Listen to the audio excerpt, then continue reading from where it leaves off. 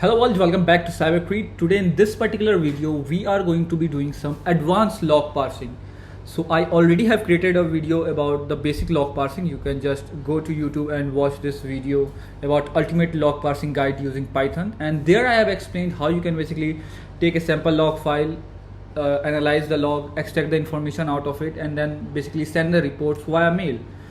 So that was one part, but here today we will be analyzing some more complex and extracting much more information out of the log file and plotting it onto a chart so that it is much more visual and other people in your team that might be using this log can actually understand it. So here is the log that we will be basically be using. So the log is simply going to look something like this. Here we will be extracting each and every information. So we will be extracting the IP address, we will be extracting on what date it was actually taken and what was the method. It was actually get, post, delete or whatever method, and which path was actually interacted and which HTTP method was used, what was the status code, and also we will be checking if the request was successful or failed.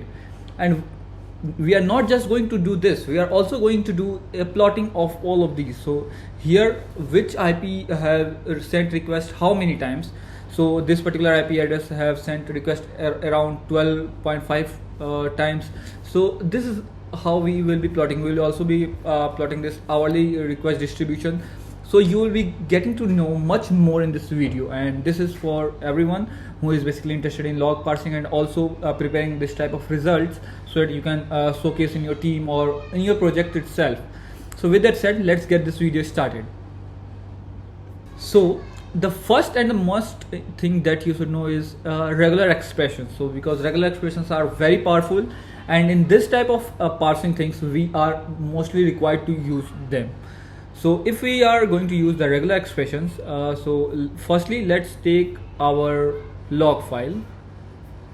So this is the log file, and I will just simply select this log file and we will come to the website here, which is regex 101. So this is very beautiful website where you can basically practice your regular expression.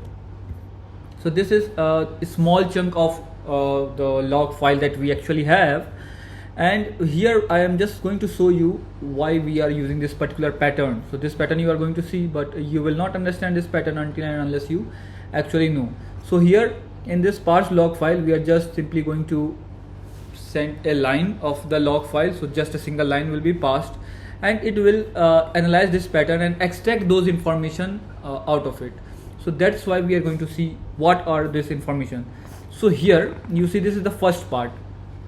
So this is the regular expression that is responsible for extracting out the IP addresses. So if I simply copy it and paste the regular expression here you are going to see match 1, match 2. So it have basically matched the IP addresses, and this /d actually means digit, and plus means after a digit it should either be 1 or 2 times.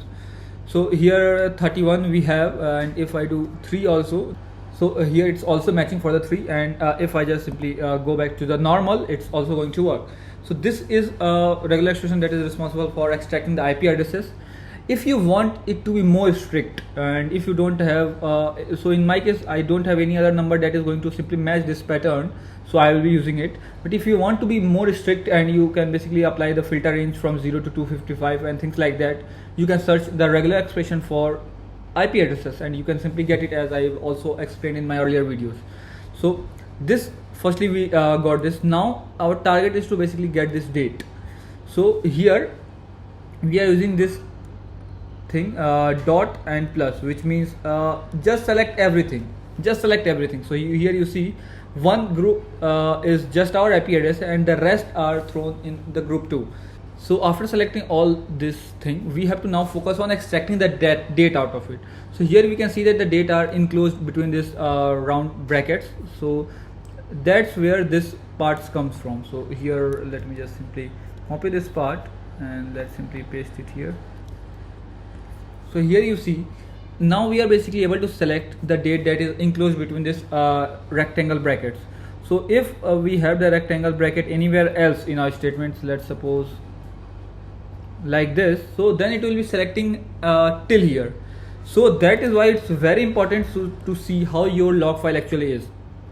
So here I have simply used this rectangle bracket because in my one line, so here is the line 1, so I am just pressing enter so that you can clearly see. So in my line I don't have any other things that are represented using the rectangular bracket, so I simply use this rectangle bracket. So if in case there are other things also enclosed in a rectangle bracket, then you might need to write more complex regular expressions. So once we are done with this, we are selecting the date, and here you see group 1 is IP address, group 2 is the date. Now we have to basically select the word, which is nothing but our post request, delete request, or whatever type of method is actually called, either it's get, post, delete, put, patch, whatever. So we are going to be selecting with this, and this will be inside our group 3. And then again simply we are going to be selecting everything. Let's select everything. So here we are just selecting a basic dot, and we are creating another group. So now we basically need to select this HTTP. So for that I'm just simply going to be writing HTTP, and here we have to basically select the backslash. So for selecting the backslash we have to use forward slash. After that we need to select a digit. So for digit we can say backslash D, not this D, backslash D, it selects the digit. Then there is the dot should be there, so for dot we say dot, and then again backslash and D. So this is going to select this HTTP version. And after this so this is the code for that, and I can also use double quotes because here the double quotes is also present. So if you see we are also able to select it, and after that we can basically use this pattern to match the remaining digits. So this is simply going to select this whatever the method is getting used, like status code 200, 404, or whatever method we are going to use, we are going to be selecting with this. And after that this is the part where we are going to say, hey, select everything. So we are already selecting everything after our 404 and this particular number. And the last thing that remains is checking the request successful and request failed. So for this we are simply going to be using this. So you can either use, so this is simply going to say, after request successful string present here, find me the digits that it have, and also after a space request failed, select me the digit. So this is how we are going to be seeing all of these things. So group 1 is simply going to contain the IP address, group 2 contains the date and time, group 3 contains post method, put method, whatever method was used, group 4 is containing this entire path, group 5 is going to contain the status code. So that is also being recorded here, and the number of bytes that was sent is basically in group 6, and in group 7 request successful, and in group 8 the request failed. So this is how we are going to be doing this. So this is the pattern that I have created, and this is what I have basically inserted here. So this is the pattern, and for every line it is going to match this particular pattern. And after matching the pattern, so if there is a match found, we are saving the IP address. So IP address is where in the group 1. So if you see here, the match is simply going to work in the same way as this website is working. So in the group 1 it will be IP address. So in group 1 the IP address is matched, and in group 2 we are parsing the timestamp. So datetime.str time is basically allowing us to map in this particular format, so that when we are saving it, it's basically easy and convenience. So here if you see the date, it's not in a good format that is basically readable by our program. So we are basically converting it into the format that is easily readable by our code. And then we are doing the same. We are, for the method, we are creating a dictionary, and it's getting saved in this and path. So for each line, this dictionary will be created and this data will be recorded. So this is how this main parsing logic is going to be. If you are enjoying this video, please make sure to like this video and subscribe to this channel. This helps me in creating this more informative videos like this.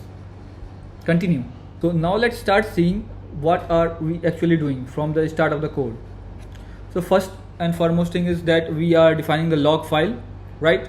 So Apache logs.txt, this is the log file that it's there. Then we are also naming the CSV file because we also need to save the report in the form of CSV file. So let me just quickly show you the parse log CSV file, and let me quickly visualize it. So this is how you can simply create a beautiful report. So this is the IP address, this is the timestamp, this is the method used, path, status, byte, successful and failed.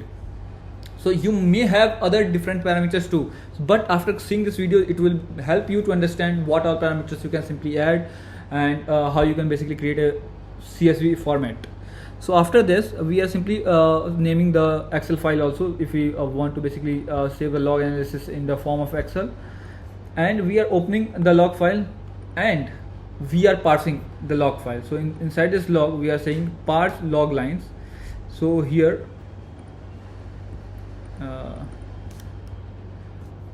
we are sending each line to this particular function. So here inside our open we are looping through each and every line. So we have opened the file, and for every line we are sending it to the logs, and the logs is simply going to contain the list of dictionary, because this parse log line is simply going to return us a dictionary for one line of log. So each logs are basically going to be stored in this log. So we already have understood how this is going to work, and once again this line will be nothing but it will just be a single line from this. So just a single line, and it will be returning this dictionary format. I hope this is clear. The lines are getting passed. We are reading the file here. At the very end we are reading the file, looping through lines by lines here with this list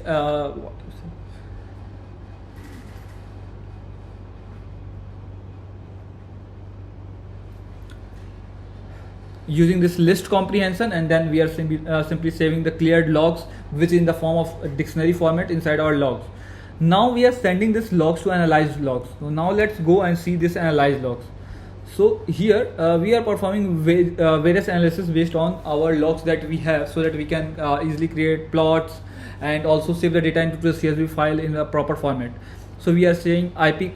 So here we are simply defining a dictionary, so that we can loop through our logs and store this information. So we are saying these are the fields. So if you need some other fields, you can simply add it or subtract it here if you are extracting more information.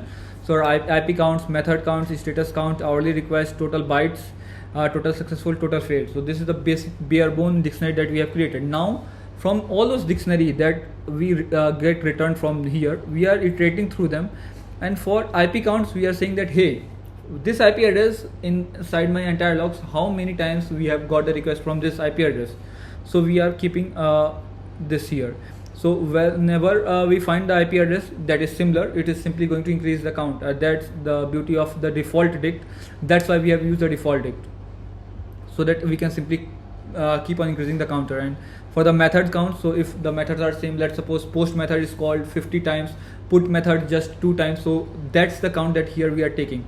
And here status count, so what's the logs status that is basically returned here. So status code like 200, 400 and 200 have occurred how many times. So this is how we are keeping all the logs, and we are doing the analysis on based off it. So you can write your own code based on the analysis that you want to be performed, and it will do that. And once the analysis is confirmed, the analysis is basically returned to our code. So analysis is basically returned, and then we pass this analysis to create some visual representation. So here create visualizations. We are basically using matplotlib to basically create those visualizations. So there are 2 charts which we are preparing. IP request.png, which is nothing but going to look something like this, which is the plot of IP addresses by the number of times they are occurring. So in our code we already have written this logic in our analyze function, so which contains the IP address per count. So we are doing nothing but simply plotting this analysis. Let me just simply show you. So here in the analysis we are simply saying IP counts of the analysis, and here in the access request of IP address on X level we are saying IP address, Y level number of requests, and we are just saying the layout and saving it inside our own folder. And then here hourly request line chart, it's nothing but the hourly request that we are getting. We are using our timestamp to basically see which IP addresses requests are coming. So we can also plot it the frequency of the IP request that we are actually getting. So this is how we have done it. And once the analysis is confirmed and basically saved, we are sending the data log analysis, the name of the CSV file, the name of the Excel file inside save.csv to Excel. And here is the main part. Here we are creating a data frame so that we can easily save our data into the CSV format. And in the timestamp, we are simply localizing the date time format so that it can easily be converted into the CSV savable format. And here are the matrices and the value that we are basically going to be saving. So here is the Excel file that we are going to save, but here is the most important file, that is logs.df. So this is the logs .csv file. Let me just visualize. So here we are basically storing the IP addresses, that timestamp. So the dictionary that we returned from our parse log line function are basically the dictionary that we have passed inside the logs. And logs, we have created a data frame of the logs, and we are simply refactoring the date time format into the format that is suitable to be saved into the CSV, and then simply we are saving the logs into this particular format. And also the matrices of the analysis are going to be saved inside the Excel file. So total bytes, total successful request, total failure request. So this is also going to be useful and handy if you are going to be doing something similar. And then here logs df to Excel, this is simply going to save the data frame in the form of Excel, so with the sheet name and the sheet name summary. And here we are saving the pandas data frame with analysis, IP counts, method counts and status count into the data frame. So this was the video where I showed you how you can do some complex and analysis of your log files.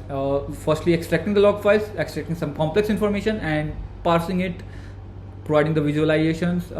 Also in the previous video I have shown you how you can basically send it via mail. So you can also automate it to send all those reports, all the CSV file, Excel file via mail to you daily, or you can set this as a cron job to your server that do the analysis on a daily basis and send this report to you if you are a developer or if you are a DevOps. So whatever you are, I hope this video was helpful, and if did, please make sure to like this video and subscribe to this channel.